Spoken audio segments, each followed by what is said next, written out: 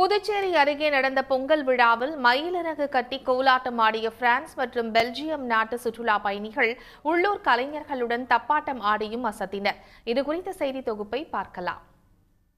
புதுச்சேரியை அடுத்த துத்திப்பட்டு கிராமத்தில் தனியார் தொண்டு நிறுவனத்தின் வேளாண் பண்ணையில் பொங்கல் விழா கொண்டாடப்பட்டது. இந்த விழாவில் பிரான்ஸ், பெல்ஜியம் நாடுகளைச் சேர்ந்த சுற்றுலா பயணிகள் 50க்கும் மேற்பட்டோர் சிறப்பு விருந்தினர்களாக கலந்து கொண்டனர். அவர்களுக்கு தமிழ் பாரம்பரியப்படி ஆரத்தி எடுத்து மாலை அணிவித்து வயல் வரப்புகளில் வரவேற்பு அளிக்கப்பட்டது.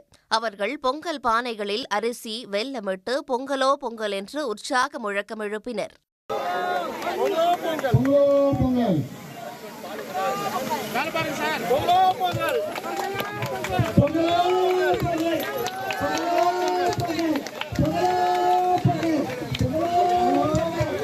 தொடர்ந்து தொண்டு நிறுவன மாணவ மாணவியரின் கலை நிகழ்ச்சிகள் நடைபெற்றன. இதனை வெளிநாட்டவர் கண்டு ரசித்ததுடன் தப்பாட்ட குழுவினருடன் சேர்ந்து ஆடினர். வயது முதிர்ந்தவர்கள் மிக ஆர்வத்துடன் மயிலிறகுகளை கட்டிக்கொண்டு கோலாட்டமாடி மகிழ்ந்தனர்.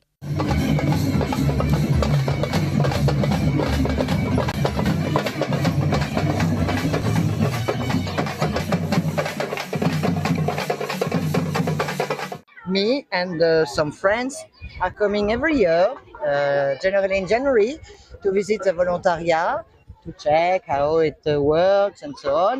And we are every year here also on January 14th, 15th, depending on the date, here at the farm to participate to the Pongal celebration. It's a very, very nice celebration. We are very happy to be here. Very interesting for us because to see that this is something which is very important in India.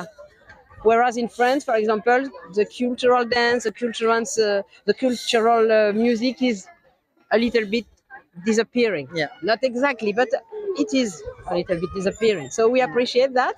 And we also understand the relationships between that kind of dance and music and the Bollywood dance.